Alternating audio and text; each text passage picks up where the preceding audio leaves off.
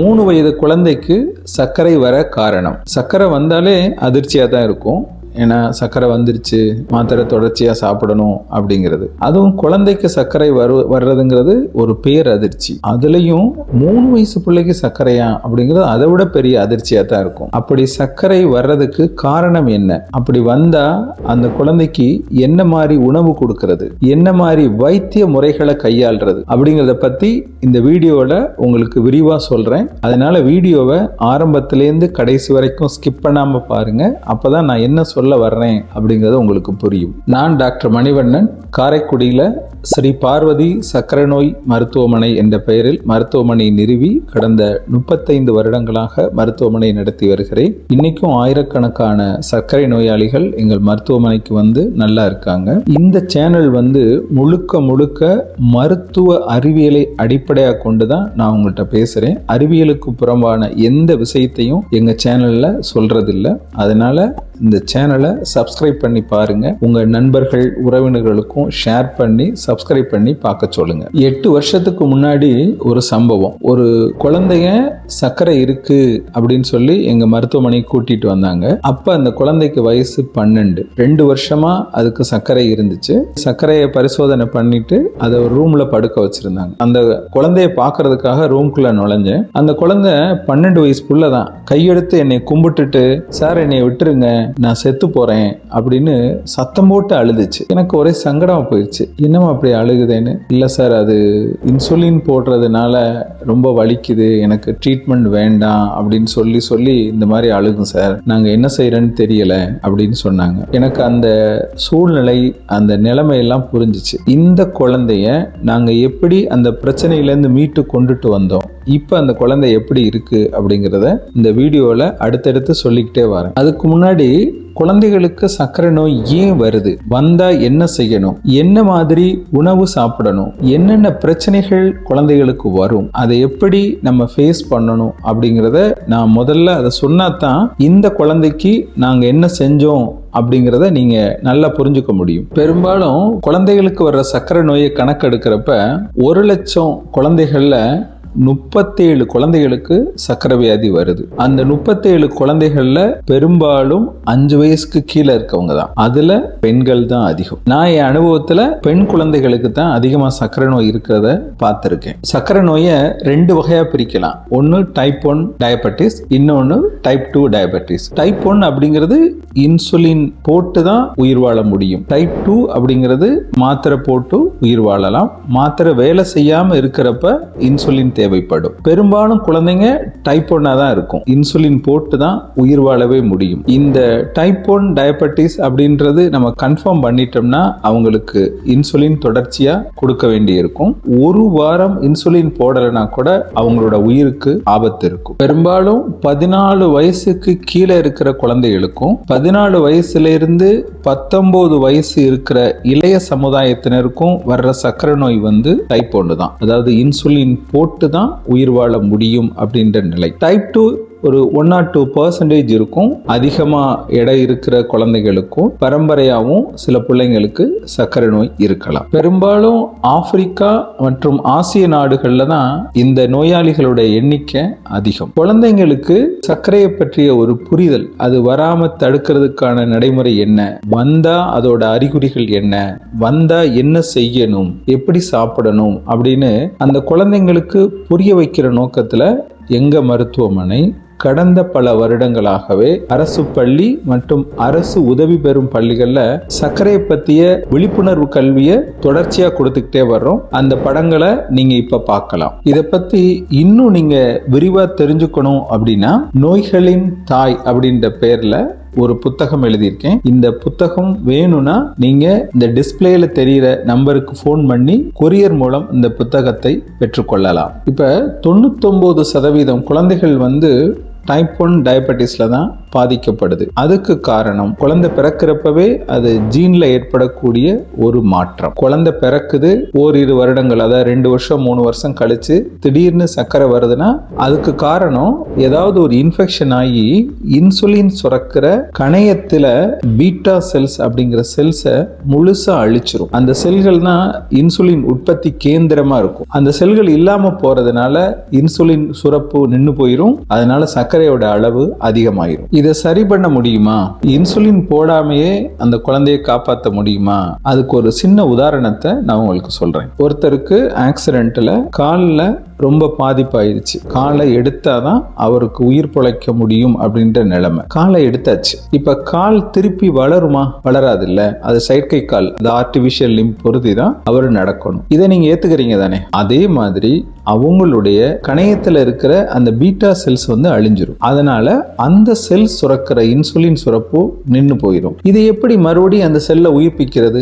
எப்படி கால் இல்லை அப்படின்னா ஆர்டிபிஷியலா ஒரு காலை பொருதிக்கிறோமோ அதே மாதிரி அந்த செல்கள் அழிஞ்சிருச்சு அப்படின்னா திருப்பி இன்சுலின் சுரப்பு அறவே இருக்காது. அதனால வெளியிலேருந்து இன்சுலின் கொடுத்து அந்த குழந்தையை காப்பாத்துறோம். தொடர்ச்சியா இன்சுலின் போட்டா அந்த குழந்தை நார்மல் குழந்தை மாதிரியே வாழ்ந்துட்டு போயிடும். சில பேர் இன்சுலின் இல்லாம சில மருந்துகள் கொடுத்து அந்த பிள்ளையை நாங்க காப்பாத்துறோம் அப்படின்னு சொல்லுவாங்க. நிறைய பணம் செலவழிச்சு அந்த வைத்தியத்தை நோக்கி போவாங்க. நல்லா ஒண்ணு புரிஞ்சுக்கோங்க, டைப் 1 குழந்தைங்க இன்சுலின் இல்லாம 10 நாள் கூட உயிர் வாழ்றது கஷ்டம். இவங்களுக்கு இன்சுலின் மட்டும்தான் தீர்வு. ஆனா அதே நேரத்துல டைப் 2 பிள்ளைங்க சக்கரை கட்டுப்பாட்டுல இல்ல அப்படின்னா தான் இன்சுலின் போடுவோம். அப்படி இல்லைன்னா மாத்திரை கொடுத்தே வாழ முடியும். இந்த பிள்ளைங்களுக்கு நாங்க ஒரு மருந்து கொடுக்கிறோம் சர்க்கரை இல்லாம போகும் அப்படின்னு சொல்றது ஒரு விதமான ஏமாற்று வேலை தான். ஆனா டைப் 1 பிள்ளைங்களுக்கு மருந்து கொடுக்கிறேன்னு சொல்லி அந்த குழந்தையோட உயிரோட விளையாடாதீங்க. சர்க்கரை நோய்க்கு என்ன மாதிரி அறிகுறிகள் வரும் அப்படிங்கிறத பார்ப்போம். பசி இருக்காது. சில பிள்ளைங்களுக்கு நீர் அதிகமா போகும். சில குழந்தைங்களுக்கு பயங்கரமான பசி, அதாவது ராட்சச பசின்னு ஒரு பேஷண்ட் என்கிட்ட சொன்னாங்க. அந்த மாதிரி பசி இருக்கும். சில குழந்தைங்களுக்கு காய்ச்சல் வரும், ரொம்ப சோர்வா இருக்கும், ஒரு அரை நினைவாவே தெரியும். ஒரு வாரம் 10 நாளைக்குள்ள முழு நினைவும் போய் கோமா ஸ்டேஜ், அதாவது நினைவற்ற தன்மையிலையும் மருத்துவமனைக்கு கூட்டிட்டு வருவாங்க. இதுதான் டைப் 1 குழந்தையோட அறிகுறி. இது எல்லாமே ஒரு வாரம் 10 நாளைக்குள்ள நடந்துரும். டைப் 2 பிள்ளைங்களுக்கு நீர் அதிகமா போகும், கொஞ்சம் கொஞ்சமா வெயிட் குறையும், பசி இல்லாத தன்மையும் வரும், அதிகமான பசி இருக்கிற தன்மையும் வரும். இது எல்லாமே 2-3 மாசமா 2-3 மாசத்துக்கு மேலேயும் இருக்கலாம். இது 2வது வகை சர்க்கரை நோய்க்கான அறிகுறிகள். அடுத்து குழந்தைங்களுக்கான உணவு கட்டுப்பாடு. வளர்ற பிள்ளைங்க எல்லாத்தையும் சாப்பிடும், விரும்பி சாப்பிடும். அப்ப அந்த பிள்ளைங்களை எப்படி உணவு கட்டுப்பாட்டுல கொண்டுட்டு வர்றது அப்படின்ற ஒரு கேள்வி இருக்கும். அதாவது இந்த மாதிரி பிள்ளைங்களுக்கு ஒரு புரிதலை உருவாக்கணும். எப்படின்னா புரோட்டீன், புரதச்சத்துனா எது, மாவுச்சத்து எது, புரதச்சத்து அதிகமா சாப்பிட்டு மாவுச்சத்து உள்ளதை குறைவா சாப்பிடணும் அப்படின்ற ஒரு புரிதலை நம்ம அவங்களுக்கு உருவாக்கணும். எங்க மருத்துவமனையில ஒரு தனி டயட்டீஷியன் இருந்து அவங்கள கம்ப்ளீட்டா எஜுகேட் பண்ணிக்கிட்டே வரோம். இதை சாப்பிடலாம், இதை சாப்பிடக்கூடாது அப்படின்னு சொல்லிட்டு ஒரு தடவை சொன்னா பத்தாது. ஒவ்வொரு முறை வரும்போதும் அவங்களுக்கு எஜுகேட் பண்ணிக்கிட்டே வர்றப்ப ஒரு குறிப்பிட்ட வருடங்கள்ல அந்த புரிதல் உருவாகிரும். அடுத்த சிகிச்சை முறைக்கு வருவோம். இப்ப டைப் 2 அப்படின்னா மாத்திரையை கொடுத்து நல்லா கண்ட்ரோல் வந்த பின்னாடி ஒரு 3 மாசத்துக்கு ஒருக்க ஹாஸ்பிட்டலுக்கு அந்த நீண்ட கால சர்க்கரை HbA1c சராசரி பரிசோதனை, அதோட வெயிட், வேற எதுவும் பிரச்சனை இருக்கான்னு பார்த்துட்டு அதை அனுப்பிச்சு வைப்போம். இது டைப் 2 பிள்ளைங்களுக்கான சிகிச்சை முறை. டைப் 1 அதாவது இன்சுலின் போடுற குழந்தைக்கு முதல்ல இன்சுலினை எப்படி போடுறது அப்படிங்கறத முதல்ல கத்துக் கொடுக்கிறோம். அம்மாவை நம்பி போடுறது, அப்பாவை நம்பி போடுறது, இல்ல ஒரு நர்ஸை வர வச்சு போடுறது, இதெல்லாம் தூக்கி எறிஞ்சிட்டு அந்த பிள்ளைக்கு பயத்தை போக்குறோம். எப்படி இன்சுலின் எடுக்கணும், எப்படி போடணும் அப்படிங்கறத தெளிவா கத்துக் கொடுக்கிறோம். மேற்கொண்டு அந்த குழந்தை அதோட சுகருடைய தன்மையை பொறுத்து வாரத்துக்கு ஒருக்கவோ அல்லது 15 நாட்களுக்கு ஒருக்கவோ அல்லது மாசத்துக்கு ஒருக்கவோ குளுக்கோமீட்டரை வாங்கி அதுவே சுய பரிசோதனை பண்ணி எங்களுக்கு போன் பண்ணி போன்லயே அதோட இன்சுலின் அளவை மாத்துறதுக்கும் அவங்கள எஜுகேட் பண்றோம். இதனால அந்த குழந்தை யாரையும் டிபெண்ட் பண்ணாது, அம்மாவை டிபெண்ட் பண்ணாது, அப்பாவை டிபெண்ட் பண்ணாது, நர்ஸை டிபெண்ட் பண்ணாது, அதுவே ஊசி போட்டுக்கிறோம். சுகர் கூட இருந்தா என்ன செய்யணும், குறைஞ்சிருந்தா என்ன செய்யணும் அப்படிங்கிற புரிதலை நாங்க தொடர்ச்சி அந்த குழந்தைக்கு உருவாக்குறோம். எங்க மருத்துவமனையில இந்த மாதிரி குழந்தைகளை ஹேண்டில் பண்றதுக்கு தனி ஸ்டாஃப் இருக்காங்க. அவங்களே அந்த பிள்ளைங்களுக்கு போன் பண்ணி எவ்வளவு சர்க்கரை இருக்கு, எவ்வளவு ஊசி போடுற அப்படின்றதும் அந்த சாப்பிடுற விதத்தையும் அவங்க கண்டினியூஸா அவங்களுக்கு எஜுகேட் பண்ணிக்கிட்டே வரோம். அதாவது இந்த மாதிரி பிள்ளைங்களுக்கு இன்சுலின் தேவை அப்படின்னா நீங்க கமெண்ட் பண்ணுங்க, இதுல டிஸ்பிளேல தெரிகிற நம்பருக்கு ஃபோன் பண்ணுங்க. முற்றிலும் இலவசமாக உங்களுக்கு இன்சுலினை கொடுக்குறோம். 3 மாசத்துக்கு ஒருக்க மருத்துவமனைக்கு வந்து உங்க நீண்ட கால சர்க்கரை, அதாவது சராசரி சர்க்கரையை பார்த்துட்டு அதற்கு ஏற்ப உங்களுக்கு இன்சுலினுடைய அளவை மாத்தி கொடுக்குறோம். உங்களுக்கு ஆயுசு முழுக்க இன்சுலினை நாங்க இலவசமா கொடுத்து உதவுறோம். என் பிள்ளைக்கு சர்க்கரை வந்துருச்சு, என் பிள்ளையோட எதிர்காலம் அவ்வளவுதானா அப்படின்னு பேரண்ட்ஸ் ரொம்ப கவலைப்படுவாங்க. இல்லைங்க, சர்க்கரை வந்தாலும் பிள்ளைங்க சாதிக்க முடியும். இதை ஒரு பெரிய குறைபாடா எடுத்துக்காதீங்க. வந்துருச்சு, ஃபேஸ் பண்ண ரெடி ஆக்கிடுவோம். அதுக்கு 2 உதாரணங்களை நான் உங்களுக்கு சொல்றேன். முதல் உதாரணம் எல்லாருக்கும் தெரிஞ்ச முகம், பாகிஸ்தானுடைய கிரிக்கெட் கேப்டன் வாசிம் அக்ரம். அவர் வந்து டைப் 1 நோயாளி தான். பால் போட வர்றப்பவே ஒரு சாக்லேட் எடுத்து அம்பையர்ட்ட கொடுத்துருவார். கொடுத்துட்டு பவுலிங் பண்ணிக்கிட்டே இருப்பாரு. அதாவது அவர் டைப் 1 நோயாளினால ஃபாஸ்ட் பவுலர் வேற. இந்த மாதிரி வர்றப்ப அதிகமான ஸ்ட்ரெயின்னால அவருக்கு லோ சுகர் வரும். அந்த மாதிரி சமயத்துல மயக்கம் எதுவும் வந்துச்சுன்னா உடனே அந்த அம்பையர்ட்ட போய் சாக்லேட் வாங்கி போட்டுக்குருவார். நீங்க பழைய வீடியோ இருந்தா பாருங்க. மிகப்பெரிய சாதனையாளர், ஒலிம்பிக்ல படகு ஓட்டி தங்கப்பதக்கம் வாங்கின ஸ்டீவ் ரெட்கிரேவ், அவரும் டைப் 1 டயபெட்டிஸ் தான். இந்த மாதிரி நிறைய சாதனையாளர் இருக்காங்க. 2 உதாரணத்தை தான் நான் உங்களுக்கு கொடுத்துருக்கிறேன். சர்க்கரை வந்துட்டா அதை ஃபேஸ் பண்ண தயாராகிடணும், உடஞ்சி போய் உட்கார்ந்துடக்கூடாது. இப்போ இந்த வீடியோவில் ஆரம்பத்தில் நான் ஒரு குழந்தைய பற்றி சொல்லியிருந்தேன்ல, என்னை விட்டுருங்க நான் செத்து போறேன்னு சொன்னசில, அந்த குழந்தைக்கு வரேன். நான் ஒவ்வொரு விஷயமா உங்களுக்கு சொல்லிட்டேன். இதை எப்படி அந்த குழந்தைக்கு நாங்கள் இம்ப்ளிமெண்ட் பண்ணோம், அந்த குழந்தைய எப்படி அதுலேருந்து வெளியில் கொண்டுட்டு வந்தோம் அப்படிங்கிறத இப்போ சொல்கிறேன். அந்த குழந்தைக்கு என்ன பிரச்சனை அப்படிங்கிறத பார்த்தோம். கடந்த 2 வருஷமா அதுக்கு சர்க்கரை இருந்திருக்குல்ல, வீட்டில் உள்ளவங்க பண சுமை ஒரு கஷ்டம், 2வது அந்த பிள்ளைக்கும் அதை சாப்பிடாத இதை சாப்பிடாத அப்படிங்கிற ஒரு அழுத்தம், 3வது டெய்லி ஊசி போடுறதுக்கு ஒரு ஸ்டாஃப் நர்ஸ் வர வச்சிருந்தாங்க, அவங்களுக்கு பணம் கொடுக்கணும், அந்த ஊசி போடுறப்ப அதுக்கு வலி வரும். இது எல்லாமே அந்த குழந்தைக்கு ஒரு பெரிய அழுத்தம் ஆயிடுச்சு. வீட்டில் உள்ளவங்களும் பொருளாதார ரீதியா அவங்க ரொம்ப ஒரு சிக்கலான குடும்பத்தில் இருந்தாங்க. இவ்வளவு தூரம் நாங்க எப்படி செலவழிக்கிறது அப்படிங்கிறது, சனியனே நீ இருந்து என்ன பண்ண போற அப்படின்னு அந்த குழந்தைய திட்டி அந்த குழந்தைக்கு ஒரு அழுத்தம், புற அழுத்தம் கொடுத்துட்டாங்க. ஒன்னு